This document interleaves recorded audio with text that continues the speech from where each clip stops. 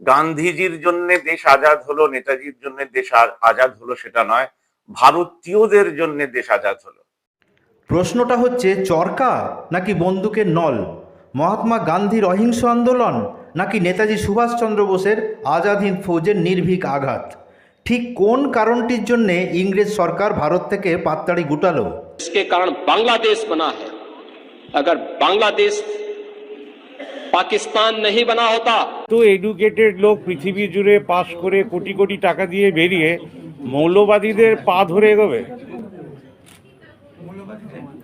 মৌলবাদীদের দৃষ্টান্ত দেখে আমাদের দেশ এগোবে? ইন্টারন্যাশনালি ক্রিমিনাল ল কি সব দেশে এক হতে পারতো না? আপনারা যদি ফাইটই করে যান তাহলে সলিউশনটা কে বার করবে?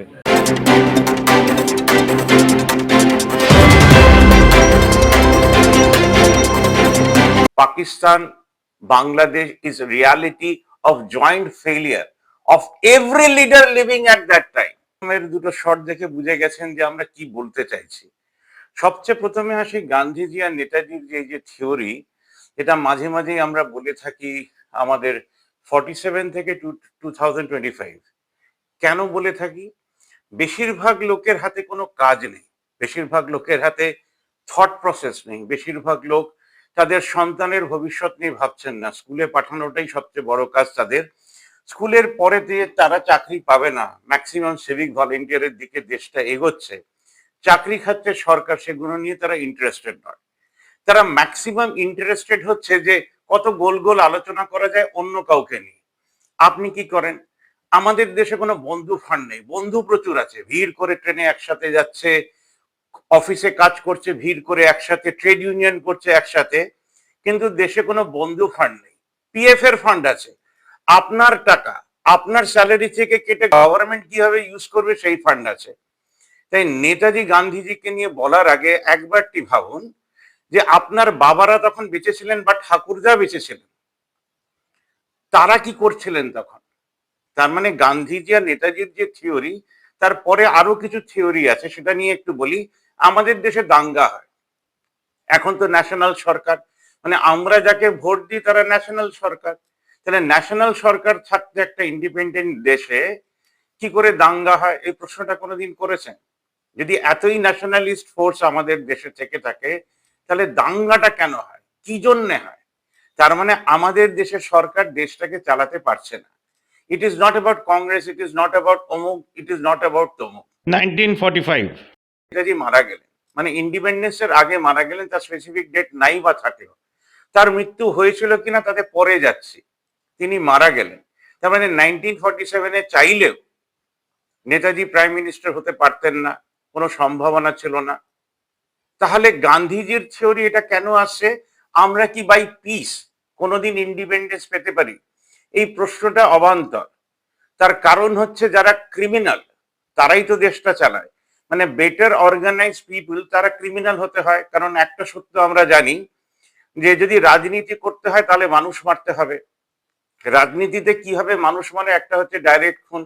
অজিত পাওয়ারকে নিয়ে মমতা ব্যানার্জি যে প্রশ্নটা তুলেছেন, কিছুদিন আগেই অজিত পাওয়ার বলছিল যে বিজেপির প্রচুর ফাইল আছে আমার কাছে, তখনই এইখান থেকেই যখন নিউজটা দেখছি যে আর কতদিন বাঁচবে, তারপরে আরো 3-4 জন মারা গেল পরপর, যারা বিজেপির যে ব্ল্যাকমেলিং গুলো চলছে, বিজেপির যে ব্ল্যাক টাকা নিয়ে কাজ করছে, কারোবার করছে, ঘুষখোরি করছে, তারা যে টাকা জেনারেট করছে এবং তাদের পার্টি অফিস বানাচ্ছে, তারা কি দেশে কোনো সেন্টার খুলেছে?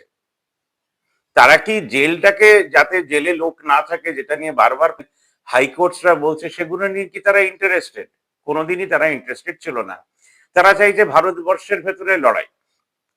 যোগীর যে স্পিচটা শুনলেন, এবার আসছি, এটা মাথায় রাখবেন, গান্ধীজির জন্য শুধু নয়, নেতাজির জন্য শুধু নয়, যারা আর্গুমেন্ট করেন তাদের জন্য বলে দিয়ে আমাদের দেশে বহু মানুষ প্রাণ দিয়েছে, সার্বিক প্রাণ দিয়েছে, যারা সৈন্যতে গিয়ে জয়েন করেছিল, যারা এমনিতেই মরার জন্যই জন্মায়, স্যালারি নিক বা না নিক, কিছু মানুষ থাকেন যাদের ভেতরে সেই থট প্রসেসটা থাকে যে আমরা দেশের জন্য প্রাণ দেব, তার জন্যই তারা মারা যান। তাহলে বেঁচেটা কে আছে? হাজার হাজার লোক ব্রিটিশদেরকে এইভাবে পুরো ইন্ডিয়া জুড়ে মারা হচ্ছিল।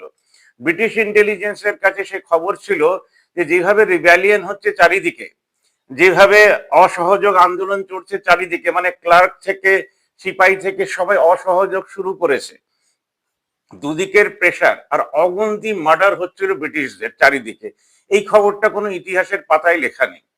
যখন কোনো রেজিম যায়, ধরুন এখন বিজেপি যাওয়ার পথে, মানুষ খুনি কখন হয়? যখন সে দেখে তার জীবন, তার সন্তানের জীবন, তার ভবিষ্যতের জীবন খারাপ হতে পারে। কিন্তু সে বিবেকানন্দ হয় না। তার মানে কোনো ভিড় আজ অব্দি বন্ধু ফান্ড ক্রিয়েট করেনি, কোনো ভিড় আজ অব্দি ইন্ডাস্ট্রিয়াল ফান্ড ক্রিয়েট করেনি, সবই সরকার করে। সরকার করে এই জন্যে যাতে চুরি করতে পারে। সরকার কি চোর? না, সরকার তো চোর নয়। সরকারের ভেতরে যাদেরকে আমরা ইলেক্ট করে পাঠাচ্ছি তারা চোর। তাহলে কি দাঁড়ালো থিওরিতে? যে আমরা 5 ট্রিলিয়ন ইকোনমির কথা বলছি, আপনারা যদি ঠিক করে সিএজির রিপোর্ট দেখেন, তাহলে 7 ট্রিলিয়ন চুরি হয় আমাদের দেশে। ব্যাংক থেকে রোজ 550 কোটি টাকার চুরি হয়। তাই দুটো মানুষের জন্য কোনো দেশে ইন্ডিপেন্ডেন্স আসতে পারে না। ইন্ডিপেন্ডেন্স আসে যখন শহ শহ হাজারো হাজারো লক্ষ লক্ষ মানুষ কথা শোনে। লেনিন একা যুদ্ধ করে কোনো রাশিয়ার পতন আনতে পারেননি, রাশিয়া থেকে জারদেরকে সরাতে পারেননি। তার কথায় বিশ্বাস করে যখন লাখো লাখো মানুষ দেখলো না এটা করা যায়। এবার আসি যোগীতে। যোগী হচ্ছে জানেন না যে বাংলাদেশ কেন তৈরি হয়েছিল, পাকিস্তান কেন তৈরি হয়েছিল। তাই বিজেপির ফলোয়ার 23 কোটি যে আমাদের দেশে আছেন, তারা ভাবে এগুলো সব মানে নয় গান্ধীজি নয় নেহরুর জন্য হয়েছিল। আবার বলছি, দুটো মানুষের জন্য কখনো দেশে চেঞ্জ আসে না। সাভারকার থেকে শুরু করে আরএসএস এর যে লোকরা ছিল, তাদেরই এটা ডিমান্ড ছিল যে একটা হিন্দু দেশ হবে আর একটা মুসলিমদের দেশ হবে, বিকজ তারা ইন্ডিয়ান হিস্ট্রি জানে না। গুজরাটিরা বাইরের থেকে লোকেদেরকে ডেকে ডেকে সোমনাথ টেম্পল লুট করাতো, তার কিছু হিস্সা তারা নিয়ে নিত আর বাদ বাকি কিছু লোক নিয়ে চলে যেত। যদি এই ইতিহাসটা জানেন যে সোমনাথ টেম্পল কেন ঘড়ি 13 বার লুট করতে পারলো, তাহলে ভারতের ইতিহাসকে ভালো করে বুঝতে পারবেন। কোনো দুটো মানুষ, আমরা গ্রেট মানুষ খুঁজি, যেমন আমরা শিবকে খুঁজি, হাজারো হাজারো বছর ধরে পুজো করে এসেছি। শিব কি চাকরি দেবেন নাকি? মা পার্বতীর হাতে আমরা 10টা অস্ত্র দিই, তিনি কি রেপ আটকে দেবেন নাকি? তিনি কি ধর্ষণ আটকে দেবেন? এই যে ব্রথেল, এই যে সোনারগাছি হয়েছে, সেখানে কি মেয়েদেরকে পৌঁছে দেওয়া হবে না? এরকম ব্রথেল ইন্ডিয়াতে জুড়ে রয়েছে। ভারত মাতার দেশে এরকম বেশ্যাখানা একদম জুড়ে জুড়ে রয়েছে। তাকে কি দেবদেবীরা বন্ধ করে দিতে পারবেন? দেবদেবীর রিপ্রেজেন্টেটিভ হচ্ছে আমরা, যারা এখনো নেতাজি আর গান্ধীজির ভেতরে রয়েছি, যারা একটা পিকনিকে ফ্লেক্স প্রিন্ট হবেন কিনা সেই ডিসিশনটা নিতে পারি না। একটা ভাইয়ের ক্যান্সার হয়েছে শ্রীরামপুরে, 2 লাখ মানুষ মাসে 100 টাকা দিচ্ছেন যে তোমাকে আর ভাবতে হবে না, আমরা ভাববো না। এমন শিক্ষিত মানুষ আমাদের দেশে তৈরি হয়নি। গ্র্যাজুয়েট হয়েছে, পিএইচডি করেছে, এমএ করেছে, এমবিএ করেছে, ডাক্তার তৈরি হয়েছেন, ইঞ্জিনিয়ার তৈরি হয়েছেন, কিন্তু যখন অর্গানাইজেশনাল কথা আসে তারা রাস্কেলদের মতন আলোচনা করেন। তার কারণ আমাদের বেস, আমাদের ভিত্তি হচ্ছে প্রশ্ন। আমাদের ভিত্তি ডেভেলপমেন্ট নয়, কোনোদিনই ছিল না। আমরা বিশ্বাস করতে শিখিনি যে ব্যাংকে যে আমরা টাকা রেখেছি সেগুলো আদানি আম্বানিরা চুরি করছে, দেশের সরকার চুরি করাতে তাকে সাহায্য করছে।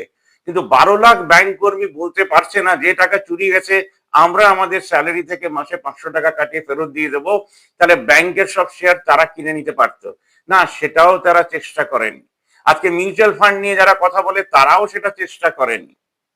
বাংলাদেশ কেন হয়েছিল, যোগী যদি না জানে, আপনারা যদি না জানেন তাহলে জেনে রাখুন। উর্দু চাপানো হচ্ছিদের উপরে পাকিস্তানে, সেটা নিয়ে 52 থেকে লড়াই শুরু হয়। আর 71-এ যখন ভারতীয়রা দেখলো যে এই যে হিন্দুদের ওপরে আগ্রাসন চলছে, 52 থেকে 71 আমাদের দেশ ডিসিশন নিতে নিতে তারপরে বাংলাদেশের ফরমেশন হয়। ওই যে একটা দলিতের জন্য কাঁদলেন না আপনি, বাংলাদেশে যে মারা গেল, সেটাও যোগী জানে না যে আমাদের দেশের কত লোক তাদেরকে নিয়ে কাঁদে। আর আমার পুরো এপিসোডটা যখন শেষ করছি তখন একটা ক্লিপিং দেখাচ্ছি। ভারতবর্ষের ইতিহাসে এই প্রশ্নটা শুধু আমিই করেছি, যেহেতু তারা বাবা ব্ল্যাকশিপ করে, কোনো বড় চ্যানেল করেনি, কোনো মিডিয়াম চ্যানেল করেনি, কোনো ছোট চ্যানেল করেনি, আবার সব চ্যানেলকে মিলিয়েও যদি দেখেন এই প্রশ্নটা করেনি যে কিছু গুন্ডাকে আমাদেরকে পথ দেখাবে বাংলাদেশে কিছু হিন্দু মেরে আর এখানকার কিছু হিন্দু মুসলিম মেরে। তারা চেষ্টা করছে, বড় চ্যানেলরা ফেল করেছে। কিন্তু আমাদের দেশের 23 কোটি লোক এখনো গান্ধী আর নেতাজিতে রয়েছেন, কারণ তারা নিজে কিছু করেন না। যোগীর নিউজটাকে যিনি শেয়ার করছেন তিনিও তো শিক্ষিত লোক, তিনি সমাজের কোন কাজে লাগবেন এই প্রশ্নটা আমি তাকে বারবার করে করেছি, আবারও করে করছি, কারণ আমার চেনা পরিচিতির ভেতরে দেখলাম অনেকে এগুলোকে শেয়ার করে। কেন শেয়ার করেন? যোগী কি আমাদের দেশের সবচেয়ে বড় সায়েন্টিস্ট নাকি, না সবচেয়ে বড় সোশ্যাল রিফর্মিস্ট, না তিনি সোনাম ইয়াকচুক, না তিনি কৈলাস সত্যার্থী, না তিনি পল্লবী ঘোষ, না কোনো মেয়েদেরকে বাঁচানোর কাজে লাগেন? সিএমরা কোনো কাজে লাগেন না। সিএমরা হচ্ছে আমাদের দেশে ট্যাক্সের টাকাকে কি করে নয় ছয় করা যায় বা সেটাকে প্ল্যানিং ম্যানেজমেন্টও করতে পারেন না। আসল ম্যানেজমেন্ট হচ্ছে দেশের মানুষকে এক করে কি করে একটা গ্রেট নেশন তৈরি করা যেত। আমরা ছোট নেশনও তৈরি হতে রাজি না, তাই সব সূচকে আমরা পেছন দিকে হাঁটছি। আমরা খবরটাও বুঝি না যে আমাদেরকে কিছু করতে হবে, এটাও খবর।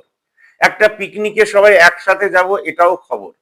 পিকনিকের মানুষেরা মানে ডেলি প্যাসেঞ্জার অ্যাসোসিয়েশনরা তারা ডিমান্ড তুলবে যে এত 9টা মাত্র সিট কেন ট্রেনে সিনিয়র সিটিজেনদের জন্য, না তারা পারেনি। আজকে এত মিসিং পার্সন হয়, দেখবেন স্টেশনের চারিদিকে যেহেতু লোকেরা যায় সেখানে পোস্টার লাগানো থাকে। এখনো আমাদের সাহস হয়নি যে স্টেশনের ভেতরে আমরা পোস্টার লাগাতে পারি মিসিং পার্সনের, তাহলে সঙ্গে সঙ্গে অনেক কিছু থেমে যেত। একজন মা বলছে কেউ মিসিং হলেই সবচেয়ে আগে লোকাল এই ট্রেনগুলোর জায়গায় যাও, দেখো সিসিটিভিতে ধরা পড়বে কোন বাচ্চাকে কখন নিয়ে যাওয়া হচ্ছে। এই দেশটা এই মুহূর্তে আলোচনার বিষয় হওয়া হচ্ছিল 2026 থেকে 2027। সাধারণ মানুষেরা, সাংবাদিকরা, ইউনিয়ন, পার্টি অফিস যারা বেঁচে আছে তারা কি ফরমেশনে গেলে দেশের উন্নতি আসবে। কিছু কথা আমিই বলে দিই। বিনা সুদে ঋণ আমরা শুরু করেছি, সোশ্যাল ক্যাপিটাল তৈরি করছি যাতে এমপ্লয়মেন্ট দেওয়া যায়, অনেক জায়গায় চলছে, যেটাকে খবর কাগজ ব্যাংকও বলা হয়। সেন্টার খুলছি, জেলে যেমন ক্রিমিনালদেরকে রেখে দেশে ক্রিমিনাল তৈরি করা হচ্ছে দেশের টাকা দিয়ে। তাহলে আমরা ভালো মানুষদেরকে একটা জায়গায় রেখে দেশের 1 কোটি লোক মাসিক টাকা দিয়েও সেন্টার খুলতে পারবেন, মানে দেশের ভালো লোকেদেরকে আমরা খাওয়াবো, আমরা পড়াবো, আর তারা দেশের জন্য কাজ করবে। সাইকেল নিয়ে তারা বেরিয়ে পড়বে, দেশ মুভমেন্টে লিফলেট দেবে আমাদের যে কোথায় কোথায় আমরা সেন্টার খুলছি। 23 থেকে 26 ফ্রিডম উইক অফ ইন্ডিয়া, সেখানে সব ভালো মানুষেরা আসবেন, তারা তাদের বক্তব্য রাখবেন। তাদের বক্তব্যের ভেতরে যে বক্তব্য আমাদের গৃহীত হবে সেগুলোকে আমরা ইমপ্লিমেন্ট করব। আশা করি গান্ধীজির জন্য দেশ আজাদ হলো, নেতাজির জন্য দেশ আজাদ হলো সেটা নয়, ভারতীয়দের জন্য দেশ আজাদ হলো। Pakistan, Bangladesh is reality of joint failure of every leader leaving at that time. যদি এইভাবে ভাবতে পারেন তাহলে আপনিও কোনো একটা দিন বন্ধু ফান্ড খোলার জন্য সাহায্য করবেন, সোশ্যাল ক্যাপিটাল তৈরি করার জন্য সাহায্য করবেন, সেন্টার খোলার জন্য সাহায্য করবেন, গ্রিন মুভমেন্ট যারা করছে তাদের পাশে দাঁড়ানোর জন্য সাহায্য করবেন। মাসে একটা দিন আপনার শহরে কোনো এক সকালবেলা বা বিকেল বেলা সব জাতের মানুষ এক হবেন, সেখানে সাহায্য করবেন। গান্ধীজি নেতাজিকে এবার রেস্ট দিন, তারাও একটু রেস্ট চাইছে। এইটুকুই বলার ছিল। একটা প্রশ্ন তো আছে, এত এডুকেটেড লোক পৃথিবী জুড়ে পাশ করে কোটি কোটি টাকা দিয়ে বেরিয়ে মৌলবাদীদের পা ধরে এগোবে? মৌলবাদীদের দৃষ্টান্ত দেখে আমাদের দেশ এগোবে? ইন্টারন্যাশনালি ক্রিমিনাল ল কি সব দেশে এক হতে পারতো না? আপনারা যদি ফাইটই করে যান তাহলে সলিউশনটা কে বার করবে? এটা সম্ভব। সব দেশে এক এক দেশে এক এক রকম নিয়ম রয়েছে, এক এক রকমের তাদের পরিস্থিতির অনুযায়ী সেখানে criminal I am only talking about criminal laws. পৃথিবীর সমস্ত দেশে একরকম হওয়া সম্ভব। তার মানে কিছু লোক মারবে, আমরা তাদের জন্য দাঁড়িয়ে এখন এক হব। কিছু লোক তার সাথে দাঁড়িয়ে এক হওয়ার কোনো প্রশ্ন নেই। তাহলে মৌলবাদীরাই তো ফ্রন্ট রানার, আমরা তো ব্যাক রানার হয়ে গেলাম। মৌলবাদী তো সব দেশে নেই, পৃথিবীর কিছু দেশে আমাদের দেশেও তো ওমর খালিদকে অ্যারেস্ট করে রাখা হয়। যদি কারোর এগেইনস্টে অভিযোগ আসে রাষ্ট্রদ্রোহিতা, তাহলে সেক্ষেত্রে তাকে যখন অ্যারেস্ট করবে সেটা রাষ্ট্রযন্ত্রের অরবিন্দ কেজরিওয়ালের সময় কি হয়েছিল? আমি বলতে পারবো না, আমার পার্সোনালি আমার পক্ষে বলা সম্ভব না, কারণ হচ্ছে যে স্যার প্রশ্ন একটা কর্নেল স্যারকে